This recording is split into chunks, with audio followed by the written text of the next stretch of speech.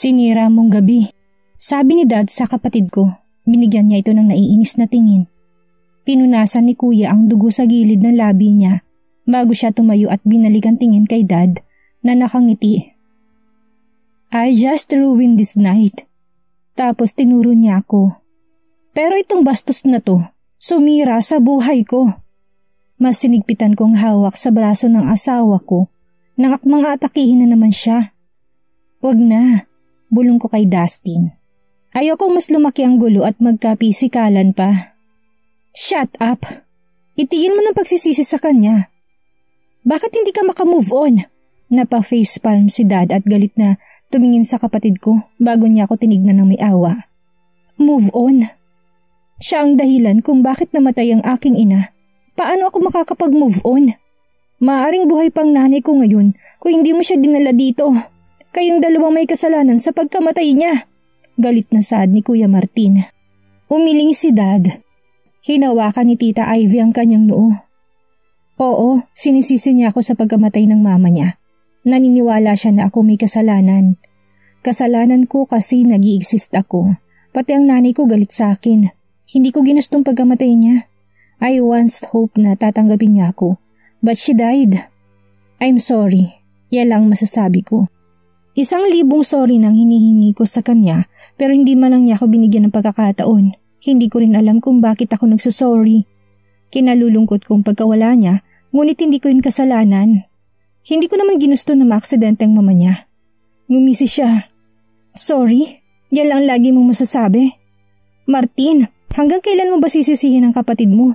Namatay ang mom mo dahil sa isang aksidente, sabi ni Tita Ivy. Hindi siya maaksidente kung wala ang babaeng to, giit niya. Stop being irrational, Martin. It was not her fault, sigaw ni Dad pabalik. Tigilan mo ng pagsisisi sa kanya. Mabuti nang wala ng mga bata rito at hindi na nila nakikita ang gulong nangyayari. Ayoko makita ng anak ko ang hindi pagkakaunawaan na ito. Ano nangyari, Dad? Bakit ka biglang nagbago? Kailan ka pa naging magilaw sa kanya? O dahil ba kasal na siya sa pinakamayamang tagapagmana? Money over family? Sa pangalawang pagkakataon ay nakatanggap ng suntok si Kuya Martin. Ngunit sa pagkakataong ito ay galing kay Dad. It's not her fault. It will never be her fault. Namatay si Esmeralda dahil sa isang aksidente at wala kong sinisi sa pagkamatay niya. Naging mahigpit lang ako kay Rosalie noon dahil gusto kong magtagumpay siya at hindi maging mahinang pag-iisip tulad mo. I am tired of your bullshit, Martin. Don't put her the blame because your sister was innocent. Hindi ko mapigilang mapaluha sa sinabi ni Dad. Lagi kong iniisip na sinisisi niya rin ako. Pero nagkamali ako. Sisihin mo ko pero wag mong sisisihin ang kapatid mo. Dagdag pa niya. Pagkamatay ng mom ko, dinala ko ng dad ko sa bahay niya. Pero hinamak ako ng asawa niyang si Esmeralda. Galit siya sa akin. Para sa kanya ako ang salamin ng pagkakamali ni Dad. Kung wala si Dad, lagi niya akong sinasaktan. Si Ate Ivy ang taong pumipigil sa mom niya, pero mas nagagalit siya. Sa loob ng 1 taon na pananatili sa tirahan ng Aguas, lagi akong may lihim na pasa sa katawan dahil kay Esmeralda. Pero minsan nakita ito ni Papa. Tinanong niya ako kung saan ko nakuha ang pasa ko. Hindi ko sinabi sa kanya ang totoo, kung hindi, masasaktan ako ni Esmeralda. Narinig ko pagtatalo ng aking madrasta at ni Dad isang gabi. Gusto niya ako mapatalsik sa bahay nila. Umiyak ako ng gabing yun. Pagkatapos, pagdating ng madaling araw, sinalubong ako ng balitang namatay na si Esmeralda. Namatay siya bilang resulta ng isang aksidente sa sasakyan. Umalis siya ng bahay na lasing pagkatapos ng hindi pagkakasundo sa aking ama at ang kanyang sasakyan ay nabangga ng isang truck. Sinisisi na ako ni Kuya Martin simula nung araw na yun.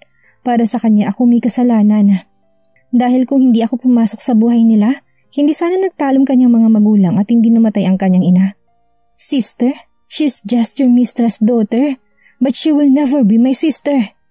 It not because everyone fond of her. I will be too. I will always hate her. Hindi pa rin nawawalang galit sa mga mata niya. Tapos tumisa sa akin. Seeing you, naiinis ako na sobra. Sinira ng mom mo ang pamilya namin. Ikaw ang dahilan ng pagkamatay ng mom ko. Ikaw ang pinakamasama, Rosalie. Martin, I said stop it. Sigaw ulit ni Dad. Umiikting na ang panga nito kaya hinawakan ito ni tita sa kamay para pakalmahin. Stop blaming my wife. You show upper head. Don't just the lower one. Sinabi ng lahat ng ito ay isang aksidente. Bakit hindi mo matanggap? Dustin butted in. Anong gusto mong gawin ko para mapatawad mo ko? Tanong ko. Sinasamba niya ang kanyang ina at posibleng nagdadalamhati pa rin siya sa pagkamatay nito. At naghahanap siya ng masisisi, kaya naman lagi niya akong sinisisi. Mahigit 2 dekada na ako nagtitiis sa galit niya. Sawa na ako sa lahat ng pagkakataon na sinisisi at minamaliit niya ako. Hindi pa ba sapat ang 2 dekada para makalimutan niya ang lahat? I was just 8 when it was happened, pero hanggang ngayon, inuungkat pa rin niya yun. Sinisisi pa rin niya ako kahit wala akong kasalanan. Nawala ngunit sa pagkakataong ito ay permanente na. Sabi niya na may pananalig. Martin, kailan mo ba palalambutin ang puso mo? You keep hates your sister for years. Don't you think it's time for you to accept her and make up with her? Nasa boses ni Tita Ivy ang pagmamakaawa. Alam kong apektado rin siya sa gulong nangyayari ngayon. You are wishing something impossible, Tita.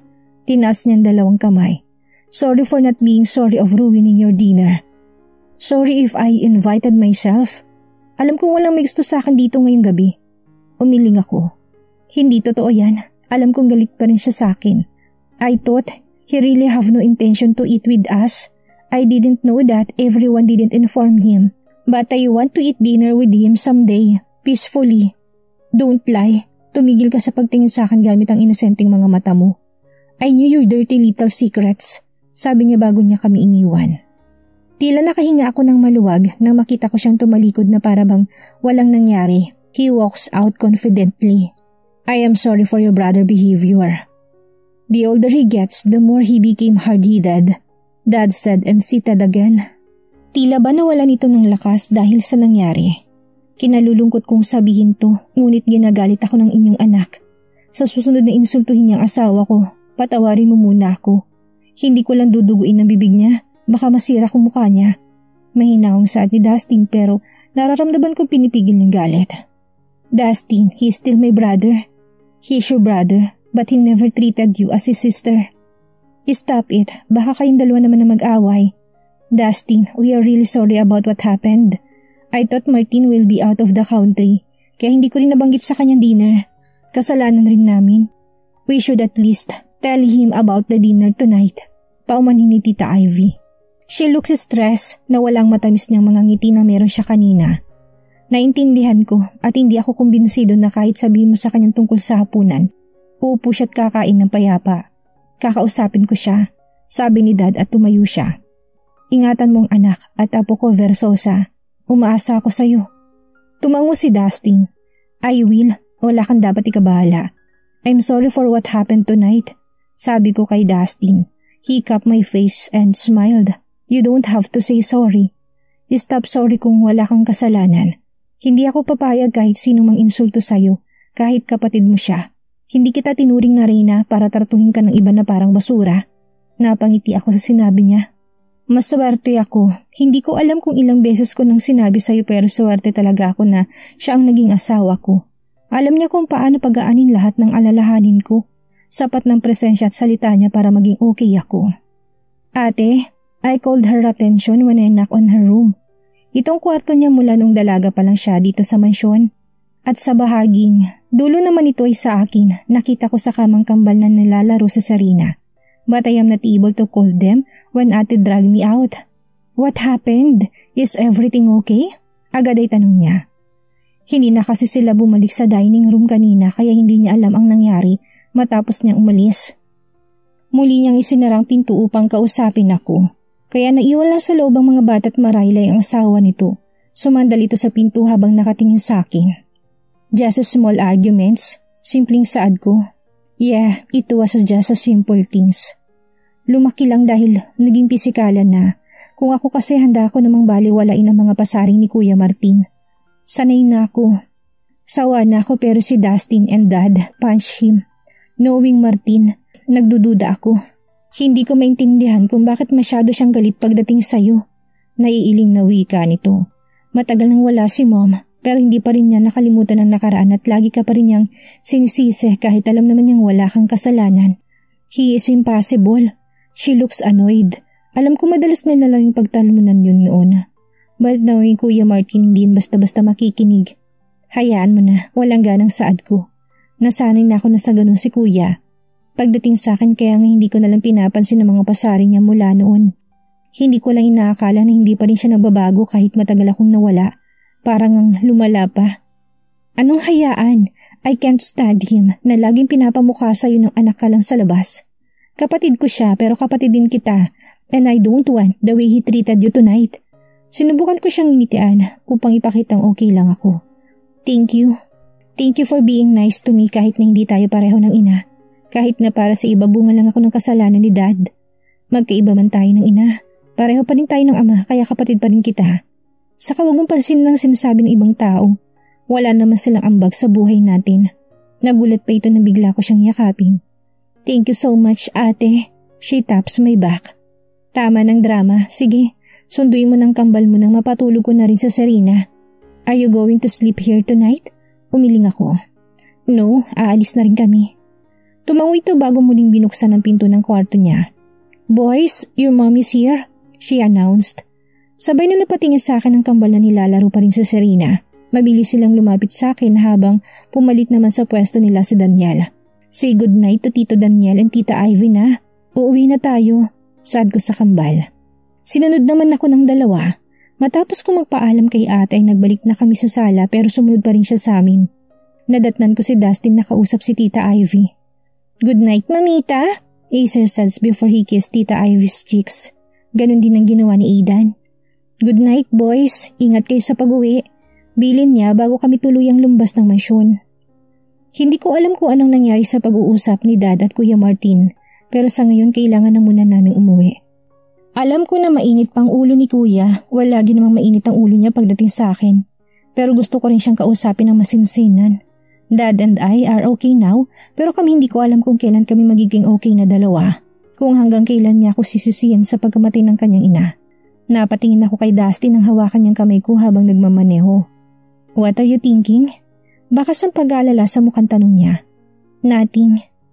Sinubukan kong umiti sa kanya. Hindi naman ito muli nagkomento pa pero hindi na niya binitawan ang kamay ko at nagpatuloy na lang sa pagmamaneho hanggang sa makarating kami ng bahay.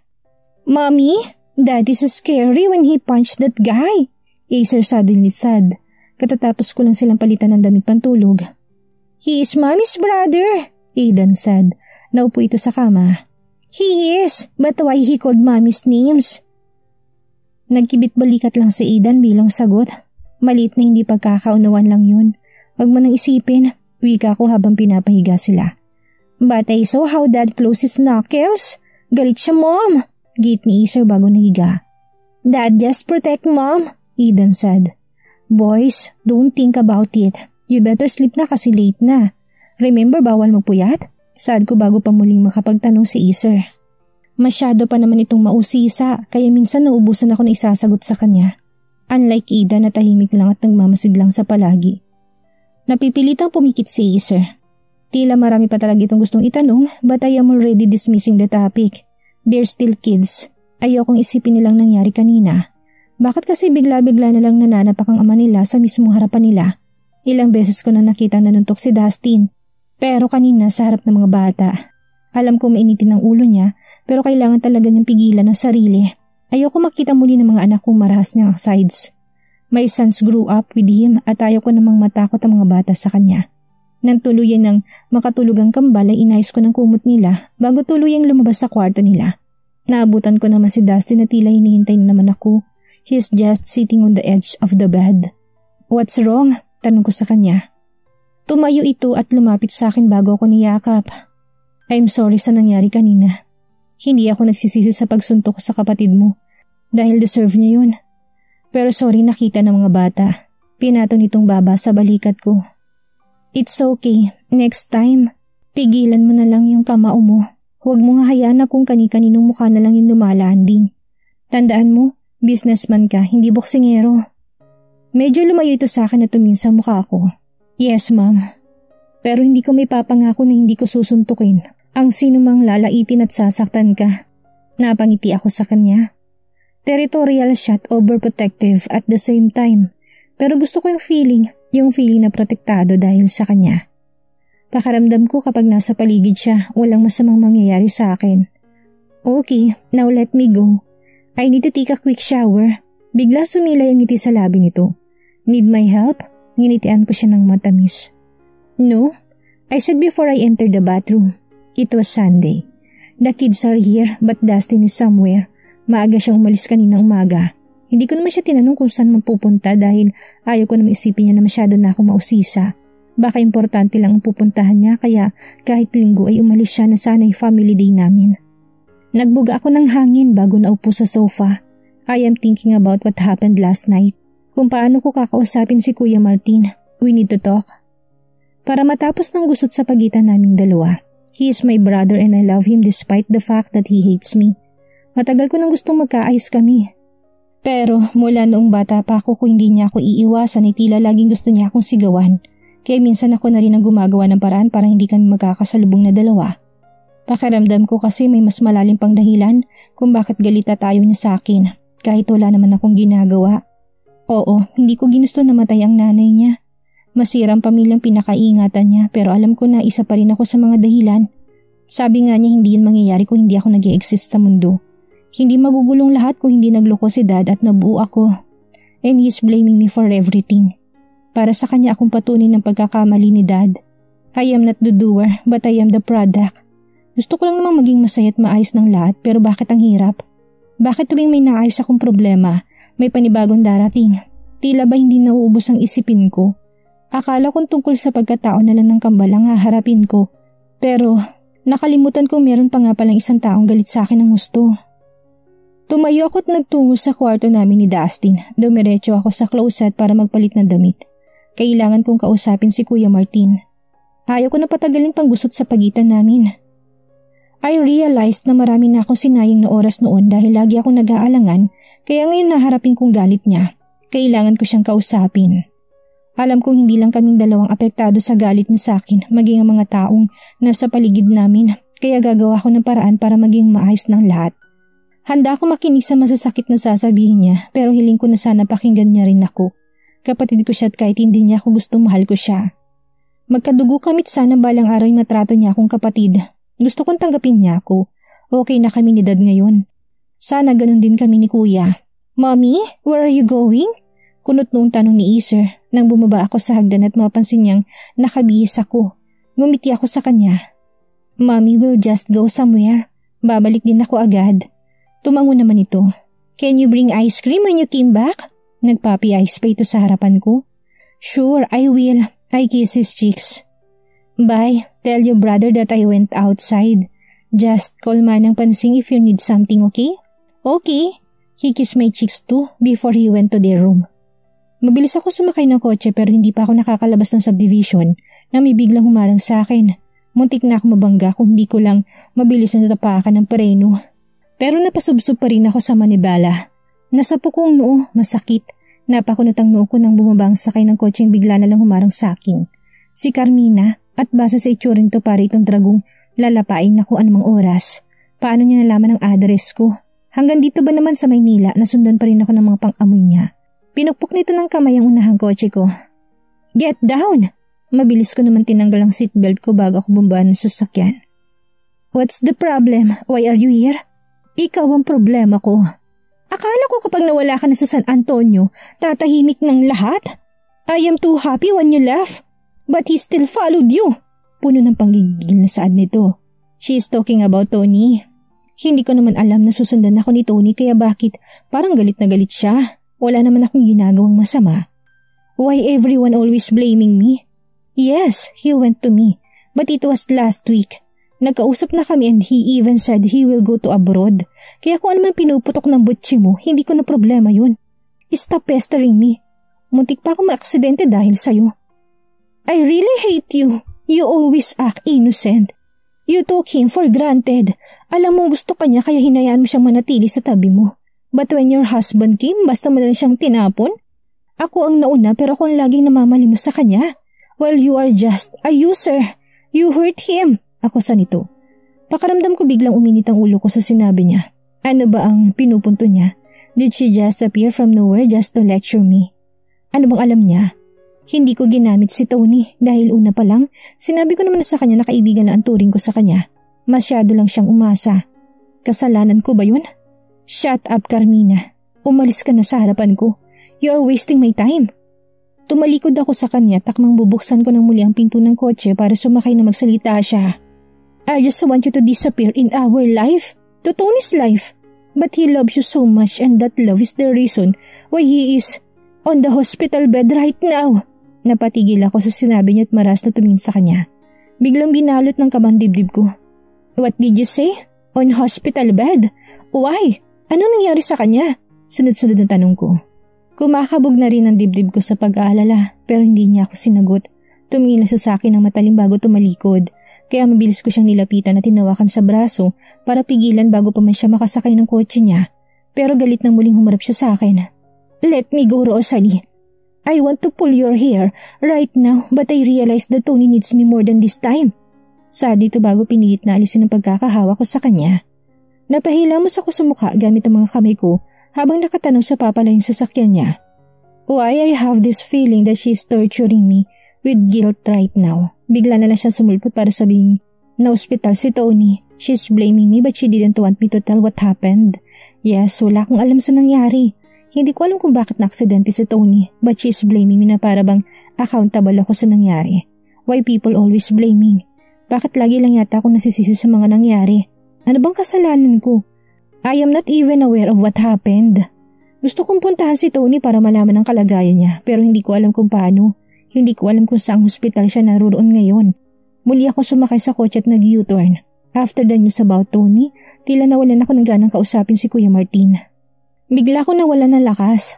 Kaibigan ko si Tony at nag-aalala ko sa kanya ngayon. Pagbalik ko sa bahay ay agad akong tinawagan si Marcelina. Maybe she knows something. Bukas ko nalang kakausapin si Kuya Martin.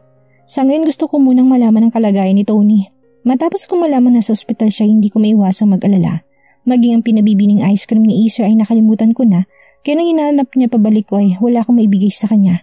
Inutusan ko na lang si Marta na bumili. Mabilis naman sumagot si Marcelina. Yes, Rosalie? Do you have any news about Tony? Tanong ko. Since when are you starting to be concerned about him? Nakagat kong ibabang labi ko dahil sa tanong niya. Siguro nga hindi maganda mga naging pagkikita namin nung mga nakaraan, pero he's still my friends at may pinagsamahan kami. Kaya hindi ko maiwasang mag-alala. Carmina went here. She's angry and she said, Tony is in the hospital right now. Pagpapaliwanag ko, naupo ako sa chair na nasa harapan ko. What? Why? May nangyari ba? Kaya nga ako tumawag sa'yo. Baka may alam ka. His family is known in San Antonio. Wala ka bang nasagap na balita?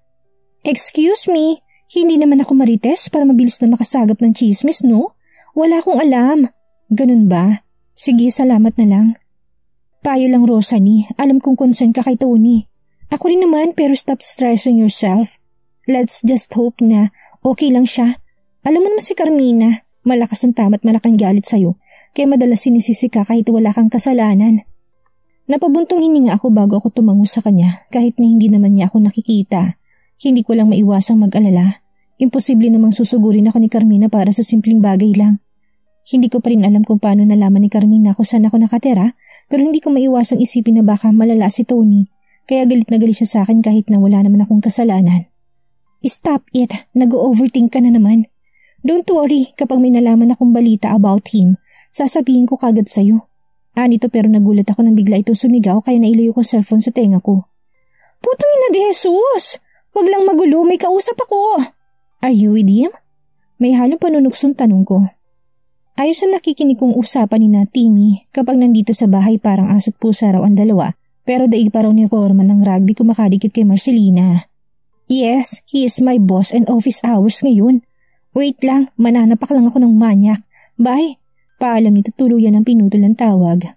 Something is going on between them at sana alagaan siya ni Corman. Matigas lang ang kinikilos ni Marcelina pero kailangan niya na mag-aalaga sa kanya dahil troublemaker siya. Muli akong tumayo sa kinaupuan ko. Pupunta lang ako sa kusina. It's already 10 in the morning. I need to prepare the twins' lunch. Hindi ko alam kung dito rin magtatanghalian si Dustin dahil wala naman siya sinabi kanina na umalis siya. Pero ipagluluto ko pa rin siya kung sakaling dumating siya. Siguro nga masyado lang ako nag-aalala. Hindi ko lang talaga maiwasan. Dahil kung hindi naman malalang aksidente ni Tony, hindi siya ma-hospital at hindi ako aawayin ni Carmina. Papasok na sana ako sa kusina nang marinig ko nag-uusap si Manang Pansing at Marta. Manang, anak ba talaga ni Sir Dustin ang kambal? Puno ng kuryosidad na tanong ni Marta. Nakita ko naman na napalingon sa kanya si Manang at pinalakyan ito ng mga mata. Ano bang klaseng tanong yan, Marta? Siyempre naman. Nanatili ako sa may pintuan. Nakatalikod sila sa akin kaya hindi nila nararamdaman ng presensya ko. Abala sila sa mga inihahandang lulutuin habang nag-uusap. Kasi diba, bago pa sila naging mag-asawa, ang laki ng mga anak nila. Kahawig naman ng kambal si Sir pero hindi ba siya anak ni Ma'am Rosalie sa pagkadalaga na inako lang ni Sir? Puno ng kuryosidad na tanong nito. Tama siya, anak ko sa pagkadalagang kambal na inako ni Dustin bilang mga anak rin niya matapos naming makasal, pero si Dustin hindi naman ang totoong ama. Bakit ba pinapakailaman niya ang buhay namin? Bakit parang ang dami niyang alam kung makapagsalita siya? Kahit gusto ko nang lapitan sila'y pinigilan ko sarili ko. Nais ko pang marinig ang ibang sasabihin nila. Totoo man yun o hindi, labas na tayo dun. Kaya tantanan mo na yung mga pinagsasabi mo. Ipagpatuloy mo na lang yung ginagawa mo. Salmon dito na matanda pero tila hindi papaahawat si Marta. Pero narinig ko sa usapan nila ni Sir Timmy na si Ma'am Melanie ang girlfriend ni Sir Dustin.